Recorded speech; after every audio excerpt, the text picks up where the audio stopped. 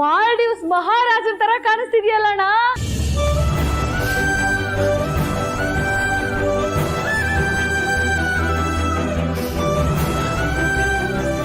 ಅದ್ಯಾ ಊರೇ? ನನ್ ಗಂಡ ಆವಾಗ ಫೋನಲ್ಲಿ ಹೇಳ್ತಿರ್ತಾರೆ ಅದಕ್ಕೆ ಸುಮ್ಮನೆ ಹೇಳ್ದೆ. ಆದ್ರೂ ಅಣ್ಣ ಇದು ನೀನೇನಾ ಅಂತ ಅನ್ನಿಸ್ತಾ ಇದೆ ನನ್ಗೆ. ಬೆಳಗಾದ್ರೆ ಸಾಕು ಆ ಖಾಕಿ ಬಟ್ಟೆ ಹಾಕೊಂಡು ಕೆಲ್ಸಕ್ಕೆ ಹೋಗ್ತೀಯ, ರಾತ್ರಿ ಮನೆಯಲ್ಲಿದ್ರೆ ಆ ಪಂಚೆ ಬನಿಯನ್ ಹಾಕೊಂಡು ಓಡಾಡ್ತಿರ್ತೀಯ. ಇವತ್ತು ಈ ಸೂಟಲ್ಲಿ ನೋಡ್ತಾ ಇದ್ರೆ ಮದುಮಗನ್ ತರ ಕಾಣಿಸ್ತಾ ಇದೆಯಾ.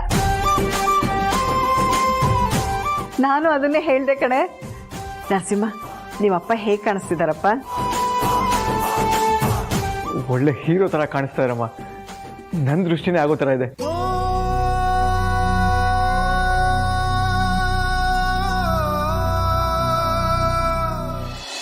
ಪರಪಂಚ ನೀನೇ ನನ್ನ ಪರಪಂಚ ನೀನೇ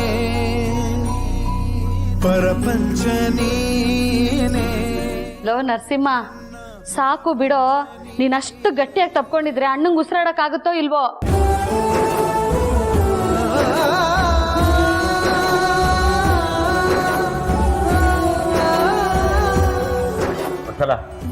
ಬರೇ ನಾನೇ ಯಾಕ್ರಿ? ಈ ಸೂಟ್ ಬಿಚ್ಚಬೇಕಲ್ಲೇ, ಇದನ್ನ ಹಾಕ್ದೋಳು ನೀನೇ ತಾನೇ. ಸರಿ ನರಸಿಂಹ, ಖುಷಿನಪ್ಪ? ತುಂಬಾ ಖುಷಿ ಆಯ್ತಮ್ಮ. ಇನ್ಮೇಲಾದ್ರೂ ದುಡ್ಡನ್ನ ನೋಡಿ ಮಾಡಿ ಖರ್ಚು ಮಾಡಕ್ ಹೇಳು. ಕೇಳಿಸ್ಕೊಂಡಿಯಾ? ಇನ್ಮೇಲೆ ಸಾಹೇಬ್ರು ಹೆಮ್ಮೆ ಪಡ್ಬೇಕು ಅಂತ ಕೆಲಸನೇ ಮಾಡ್ತೀನಮ್ಮ. ಅಷ್ಟು ಮಾಡಿ ನನ್ನ ಮರ್ಯಾದೆ ಉಳಿಸೋದೇ ಸಾಕು.